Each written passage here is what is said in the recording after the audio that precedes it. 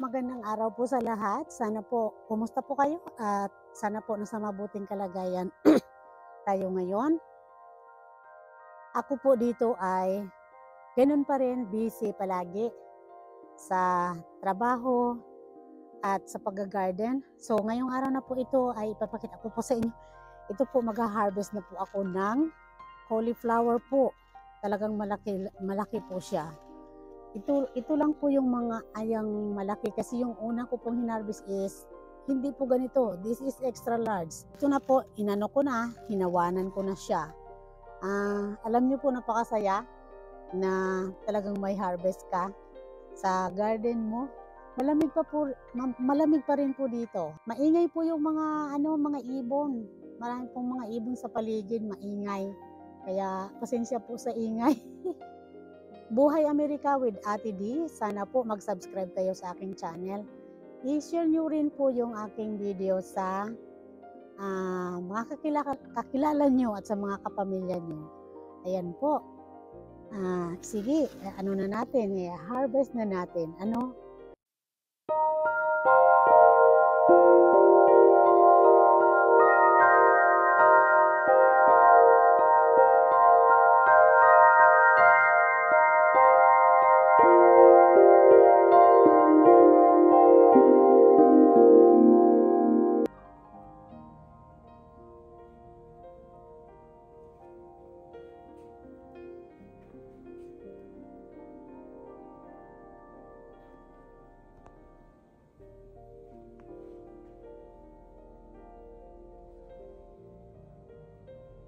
Tuloy po natin ang ating paglilinis ngayong araw na ito.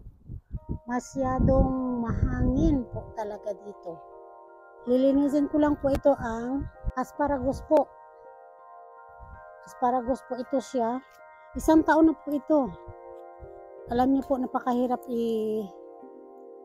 mag-ano po dito. Napakahirap po patubo nito. Kasi po mainit po kasi dito talaga. Buti na lang po, hindi siya na matay nung winter. Malamig pa rin po dito. Pero hindi na siya kasing lamig nung winter talaga. Kasi pa-spring na. Kaya nililinis ko lang po ito para magkaroon po siya ng tubo na bago. Tingnan nyo po, malaki na siya. Kasi ang asparagus po 2 taon bago mo mapakinabangan. Kaya hindi medyo matagal, kaya kailangan alagaan po talaga. Yan, tinatanggal ko lang po yung mga namatay na mga sanga-sanga.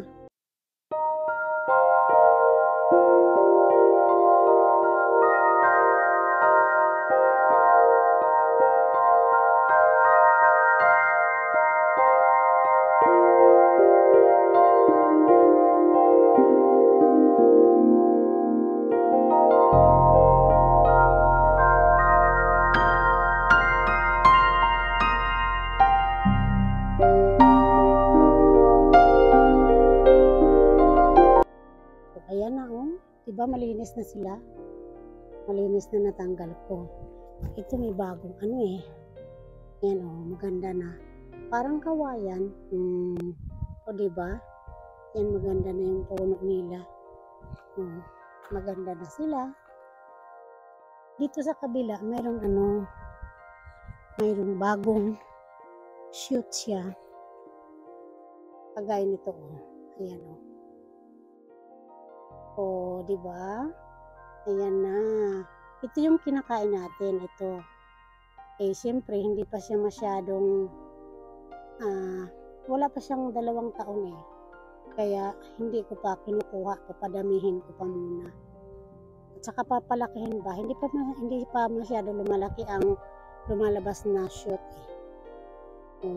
ayan. So, ayan na natutuwa naman ako at maganda ang kinalabasan ng na pwede pala akong magpatubo o mag-alaga ng dito asparagus kahit na mainit na lugar. Depende po kasi sa sa pag-alaga mo siguro talaga. Ayan, ayan guys. So ayan po ang ating update sa ating asparagus ngayong araw na ito. Maraming salamat po sa panonood. Ayan, mahirap magkumuha ng video eh. Maraming salamat po sa panonood at sana po nag-enjoy kayong sa araw na ito. Huwag kalimutan po mag-subscribe, mag-like, at mag-comment po sa baba. Ayan. Buhay Amerika with Ate D. Ayan po. Maraming salamat at magkita-kita po tayo sa susunod ko pang mga episode. Maraming salamat po sa mga subscriber ko at shout out po sa mga taga Pilipinas sa atin po. Boy, kumusta kayo dyan? Ayan, maraming salamat po. Kung saan man po kayo ng sulok ng mundo na mga kababayan kong Pilipino, maraming salamat po sa manonood.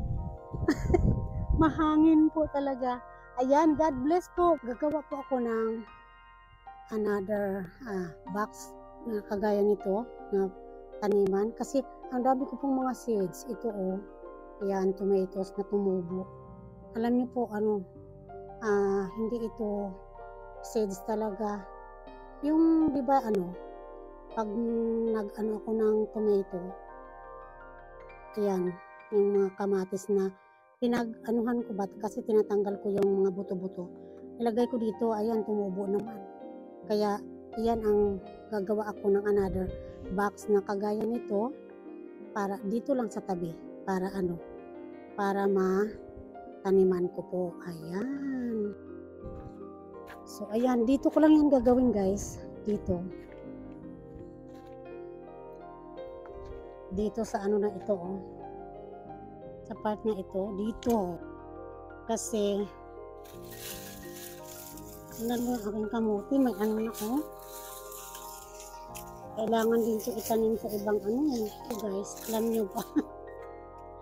Kung siguro malapad lang yung tataniman, talagang magtanim talaga ako.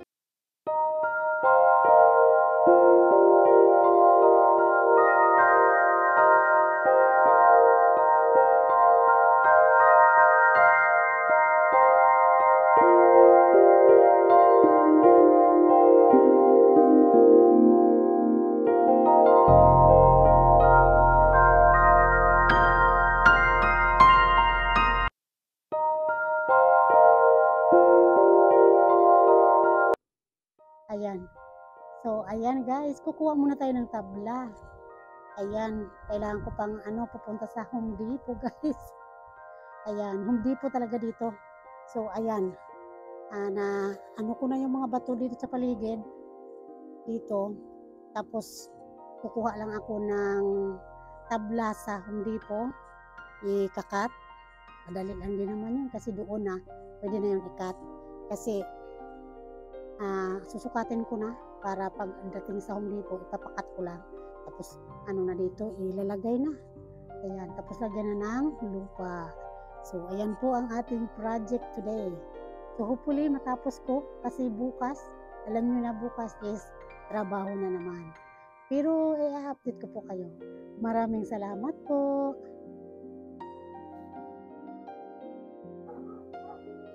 So, ito na po yung harvest natin. Ito na yung naka-harvest na tayo ng cauliflower and carrots. So, ito po ang ating harvest ngayon, araw na ito. So, ito lang po ang ating episode ngayon. Maraming salamat po sa panonood. Sana nag-enjoy po kayo sa video nito. At sana po, huwag kalimutan mag-like, share, and subscribe po sa aking channel, Buhay Amerika with Ate D. Ayan po. Maraming salamat. Magkita-kita po tayo sa susunod ko pang mga episode. Bye-bye po. God bless.